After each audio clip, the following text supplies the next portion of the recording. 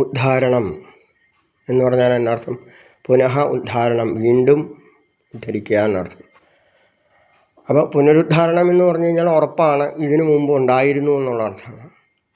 അപ്പോൾ ഇതിനു മുമ്പ് ഉണ്ടായിരുന്നതായ ഒരു വ്യവസ്ഥയെ, ഒരു ബലിക്കല്ലുകളടക്കം എല്ലാം ഉണ്ടായിരുന്ന ഒരു വ്യവസ്ഥയെ എന്ത് ചെയ്യണം? പുനഃ ഉദ്ധാരണം, വീണ്ടും ഉദ്ധരിക്കപ്പെടണം. അപ്പോൾ വീണ്ടും ഉദ്ധരിക്കപ്പെടണമെങ്കിൽ എന്ത് ചെയ്യണം? ഇപ്പോൾ നശിച്ചു കിടക്കുന്നതായ രീതിയിലുള്ളതായ എല്ലാം ഉണ്ടാവണം എന്നർത്ഥം. അപ്പോൾ അതിനെന്ത് ചെയ്യണം എന്ന് ചോദിച്ചാൽ, മനുഷ്യ ശരീരം പോലെ തന്നെയാണ് ദേവ ശരീരവും. ആ ശരീരത്തിന് ഉണ്ടാകുന്നതായ കേടുപാടുകൾ തീർത്ത് മുന്നോട്ട് പോകണം. അപ്പം മുന്നോട്ട് പോകുമ്പോൾ ഉണ്ടാകുന്നതായ ഒരു ഒരു ഒരു ഒരു വ്യവസ്ഥ അനുസരിച്ച് നാശത്തിൽ നിന്ന് രക്ഷിക്കുന്നതായ ഒന്ന്, അത് ക്ഷേത്രം. ഇതം ശരീരം കൗന്ദേയ ക്ഷേത്രമിതി അഭിധീയത, ക്ഷേത്രം എന്ന് പറയുന്നു. അപ്പം ഗീതയിൽ പറയുന്ന പോലെ തന്നെ നമുക്ക് ചിന്തിച്ചാൽ അറിയാം, ഒരു മനുഷ്യ ശരീരത്തെ എങ്ങനെ പതിപ്പിച്ചു വയ്ക്കുന്നു അതുപോലെ തന്നെയാണ് ദേവശരീരവും. അവിടെ ശിരസ്, പിന്നെ ഹൃദയം, അങ്ങനെ ഒക്കെ ആയിട്ടുണ്ട്. സ്ഥൂല സൂക്ഷ്മമായ പല സംഭവങ്ങളുണ്ട്. അത് ധാർമ്മികമായും അധാർമികമായും ഉണ്ട്. അണുബോംബ് എന്ന് പറയുന്നത് എന്താ? അണുബോംബ് ആണ്. അത് ലോകത്തെ നശിപ്പിക്കും. അപ്പോൾ ഇപ്പോൾ ഒരു സൈസ് ബാക്ടീരിയ ഇറങ്ങിയിട്ടുണ്ടെന്ന് പറഞ്ഞു, തൊണ്ടവേദനയും ചുമയും മാറില്ല എന്ന് പറഞ്ഞു. അങ്ങനെ ഒരു ബാക്ടീരിയ ഇറങ്ങിയിട്ടുണ്ടെന്ന് പറയുന്നു. വൈറസ്, ബാക്ടീരിയ വേനത്തിൽപ്പെട്ട ഒന്ന്. അപ്പോൾ സ്ഥൂലവും സൂക്ഷ്മമായ ഒന്ന്, അത് സൂക്ഷ്മ ശരീരം ആണ് നമുക്കൊക്കെ ഉള്ളത്. അത് നിവാര സുഖത്തനി ഭീതാപാസ്യത്തനുമാ തസ്യാം ശിഖായ മധ്യേ പരമാത്മാവസത സഹരി സന്തോ അക്ഷര പരമസരാട്. ആ അക്ഷര പരമസരാട് ഒറ്റ ചൈതന്യമാണ് ആരിലുള്ളത്? നമ്മളിലുള്ളത്. അത് ശരീരം മുഴുവനും വ്യാപിച്ചിരിക്കുന്നതായ ഒന്ന്. അത് യോഗ ശക്തി കൊണ്ട് ഇവിടെ വിട്ടു പോകുമ്പോൾ അത് തിരിയുടെ നാളം പോലെ ഒന്ന് മാത്രമേ ഉള്ളൂ, ആത്മാവ് എന്നുള്ളത്. അത് വിട്ടുപോയി കഴിഞ്ഞാൽ പിന്നെ എൻ്റെ ശരീരമാണെങ്കിലും ആരുടെ ശരീരമാണെങ്കിലും 3 മണിക്കൂർ കഴിയുമ്പോൾ ആണെങ്കിലും ഒരു ഉറുമ്പിൻ്റെ ആണെങ്കിൽ പോലും അത് ലോകതത്വമാണ്. അപ്പം മാലിന്യമായി കിടക്കുന്നതായ ഒന്നിൻ്റെ മുകളിലേക്ക് വേറൊന്നും കൊണ്ടുവച്ചാലോ അത് ശരിയാവില്ല. അതിനെന്ത് ചെയ്യണം? നിരന്തരമായ രീതിയിൽ ചിട്ടപ്രകാരം തന്ത്രിമുഖ്യന്മാർ പറഞ്ഞു തരുന്നതായ ചിട്ടപ്രകാര പരിഹാരക്രിയകൾ, ഹോമങ്ങൾ അടക്കം നിൽക്കണം. അപ്പം എന്താണ് മഴ എന്ന് പറഞ്ഞു കഴിഞ്ഞാൽ നമുക്കറിയാം, അതിശക്തമായ ചൂടാണ്. കുറച്ച് മഴ പെയ്യിക്കാൻ എന്ത് ചെയ്യണം? അഗ്നേരാവാഭ്യ പൃഥിവ്യ ഓഷധേഭ്യോ അന്നം. അതിന് ഹോമങ്ങൾ ധാരാളം നടക്കണം. ഒരു ഹോമം നടക്കുന്നതിൻ്റെ മുകളിൽ ഒരു പ്ലേറ്റ് പിടിച്ചു കഴിഞ്ഞാൽ എന്ത് സംഭവിക്കും? അവിടെ ജലകണങ്ങൾ ഉണ്ടാകും എന്നർത്ഥം. അഗ്നേ ആവ അഭ്യ പൃഥിവ്യ ഓഷധേഭ്യോ അന്നം. അപ്പോൾ പ്രകൃതിജന്യമായ രീതിയിലുണ്ടായിരുന്ന ഹോമപ്പുകയിൽ നിന്നും ഉണ്ടാകുന്നതായ, അതാണ് ട്രഡീഷണലായ രീതിയിലേക്ക് നമ്മൾ ലോകം തിരിച്ചു പോയേ പറ്റുള്ളൂ. ഗ്യാസൊക്കെ എന്താ ഉണ്ടായേ?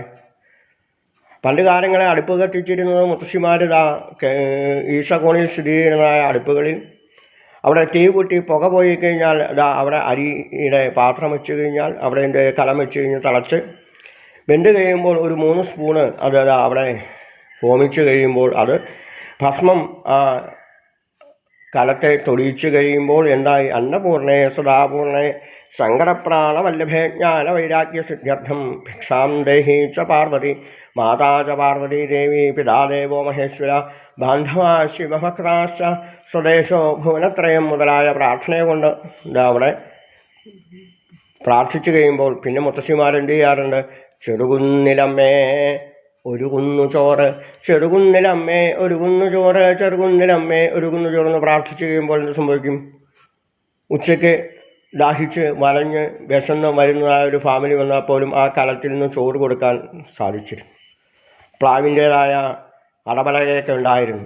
അപ്പോൾ തിരിച്ചു പോകേണ്ടത്, നമുക്ക് ഗ്യാസ് തീർന്നു അല്ലെങ്കിൽ ഗ്യാസ് ഇല്ല എന്ന് പറഞ്ഞ് ഒട്ടും വിഷമിക്കേണ്ട കാര്യമില്ല, തിരിച്ചു പോകേണ്ടത്. ഭാഗവത പ്രേമം ചന്ദ്രന ഗോവിന്ദൻ പോതിരി ഭാഗവതത്തിൻ്റെ ഗുരുതനായ അദ്ദേഹം എന്നും പറയും, ക്ഷേത്രങ്ങളിലായും പ്രഭാഷണത്തിൽ പോലും അടുപ്പ് കത്തിക്കാത്തിടത്ത്, തുടിച്ച് കോരാത്തിടത്ത് ഐശ്വര്യം ഉണ്ടാവില്ല എന്ന് അദ്ദേഹം പറയുന്നു.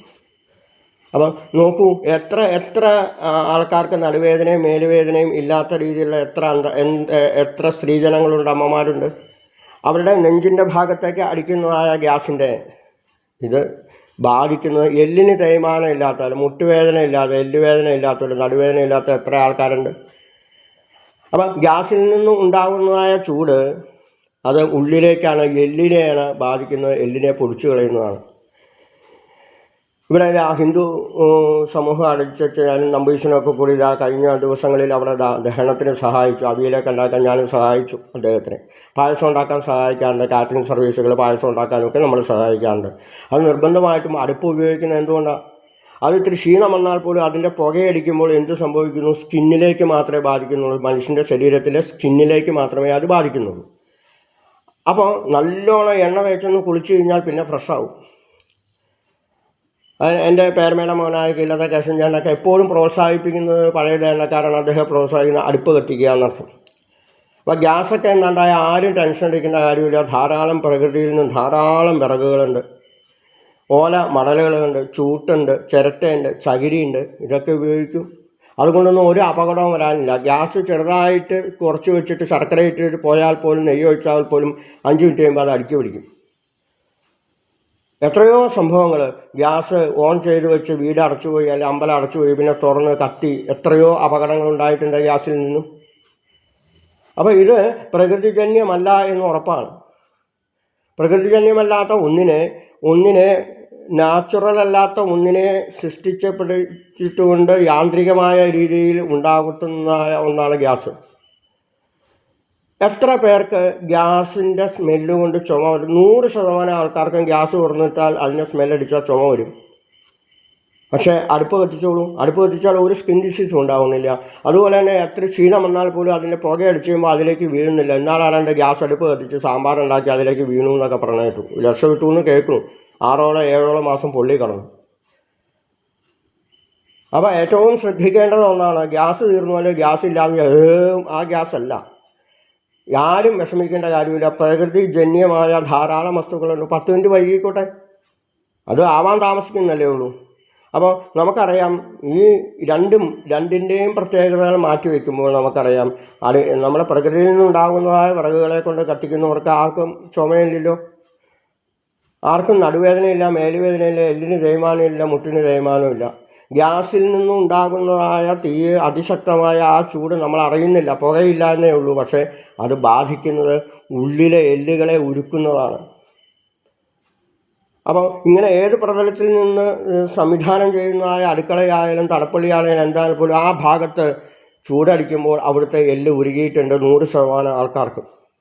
അപ്പോൾ തിരിച്ചു പോകേണ്ടത് പഴയ കാലഘട്ടത്തിലാണ്. വിറകുകൾ കത്തിക്കപ്പെടട്ടെ, ഹോമങ്ങൾ ധാരാളം ഉണ്ടാകട്ടെ, ലോകത്തിൽ മുഴുവനും ധാരാളം ഹോമങ്ങളെ കൊണ്ട് ധാരാളം ജലക്കണികകൾ ഉണ്ടാകട്ടെ, അത് മേഘമായി വർഷിക്കാൻ സാധിക്കട്ടെ എന്ന് ഓർമ്മിപ്പിക്കുമ്പോൾ, കലികാലം കുറച്ചു കാലമേ ആയുള്ളൂ. അതിശക്തമായ ചൂടാണ്. കലികാലത്തിൻ്റെ അവസാനമാകുമ്പോൾ മനുഷ്യൻ വെള്ളം വറ്റി ഊഷരമായിക്കൊണ്ട് ബലമുള്ളവൻ മറ്റുള്ളവനെ കടിച്ച് അവൻ്റെ രക്തം കുടിച്ച് ദാഹം മാറ്റും എന്നൊക്കെ പുരാണങ്ങളിലടക്കം പറയുമ്പോൾ നമ്മൾ ശ്രദ്ധിക്കുക. ജലസ്രോതസ്സുകൾ സൂക്ഷിക്കുക. അതുപോലെ തന്നെ സർപ്പക്കാവുകൾ സംരക്ഷിക്കുക. സർപ്പക്കാവുകൾ തുറന്നു തന്നെ ഇടുക. ധാരാളം മല്ലിപ്പടപ്പുകൾ ഉണ്ടാവട്ടെ, ധാരാളം ഹരിതങ്ങളുണ്ടാവട്ടെ, ധാരാളം ചെടികളുണ്ടാവട്ടെ. ധാരാളം പേർക്ക് കഴിഞ്ഞ ദിവസങ്ങളിൽ തലപ്പുഴ മഹാദേവക്ഷേത്രത്തിൻ്റെ മുകളിലിതാ മൂർഖൻ്റെ കുഞ്ഞുങ്ങളെ കണ്ടിരുന്നു. ഒട്ടും മടിച്ചില്ല. ആ 2 മാളത്തിലേക്കും നല്ല വെള്ളം കോരി ധാരാളം കോരി ഒഴിച്ചു കൊടുത്തു. അതിൻ്റെ സ്കിന്ന് തണുത്തു. അത് ആ ജലം കുടിച്ചു. അപ്പോൾ മനുഷ്യന് ചൂട് സഹിക്കാൻ പറ്റില്ല എന്നർത്ഥം. അപ്പോൾ അത്ര സ്കിന്ന് നൈസായ ജീവികൾക്ക് ഒന്നാലോചിച്ചു, അതിന് വെള്ളത്തിലിറങ്ങേണ്ടി വരും, വെള്ളത്തിലിറങ്ങി കുളിക്കേണ്ടി വരും. അപ്പോൾ ഏത് ജീവിക്കും ഭൂമിക്കടിയിൽ 7.5 കോല് നനയാൻ പാകത്തിന് വെള്ളം ചെന്നാൽ മാത്രമല്ലേ ബാക്കിയുള്ള ജീവികൾക്കും ജലം ലഭിക്കുകയുള്ളൂ, ലോകത്ത് നിലനിൽക്കുകയുള്ളൂ. അപ്പോൾ ഊഷരമായി കിടക്കുന്നതായ തൊണ്ട നനയിലടക്കം എല്ലാവർക്കും ഒരുപോലെയാണ്. മനുഷ്യന് ഏത് ജീവികൾക്കും അവർക്ക് ധാരാളം വെള്ളം കിട്ടട്ടെ, ധാരാളം വെള്ളം കിട്ടുക. അതാണ് പിതൃക്കൾക്ക് അർപ്പിക്കുമ്പോഴൊക്കെ നമുക്കറിയാം, ജലത്തിലാണ് പ്രധാനം. പിതൃഭ്യ തർപ്പയാമി പിതൃഗണഭ്യ സർപ്പയാമി. ലോകത്തിൽ ജലം, ദാഹം ഇല്ലാത്തത് ഒന്നുമില്ല. ആ ദാഹം മാറ്റാനായിക്കൊണ്ട് ലോകത്തിലെ ഏത് ജീവികൾക്കും, ചെടികൾക്കാണെങ്കിലും, പാമ്പിനായപ്പോഴും പിതൃക്കൾക്കായാലും ഈശ്വരന്മാർക്കും ധാരാളം ജലം നൽകാൻ സാധിക്കട്ടെ എന്ന് പ്രാർത്ഥിച്ചുകൊണ്ട് പുനരുദ്ധാരണം നടക്കുന്നതായ തലപ്പുഴ മഹാദേവക്ഷേത്രത്തിൻ്റെ കല്ലുവിരിക്കൽ ഏകദേശം പൂർത്തിയാവാറായി. അതിന് ഒരുപാട് തുക ആവശ്യമുണ്ട്. അതിന് വേണ്ടിയതായ സഹകരണങ്ങൾ തരിക. കമ്മിറ്റിയായിട്ട് ബന്ധപ്പെട്ട് കഴിഞ്ഞാൽ വൃത്തിയായ രീതിയിൽ ഞങ്ങൾക്കോ ജീവനക്കാർക്കോ ആർക്കും വേണ്ടിയിട്ടല്ല, സ്വസ്ഥമായ രീതിയിൽ ഭഗവാനെ പണ്ടപ്പരപ്പും പരാതിയില്ലാതെ പ്രാർത്ഥിച്ച് തൊഴുവാൻ സാധിക്കണമെന്ന് ഓർമ്മിപ്പിക്കുന്നു.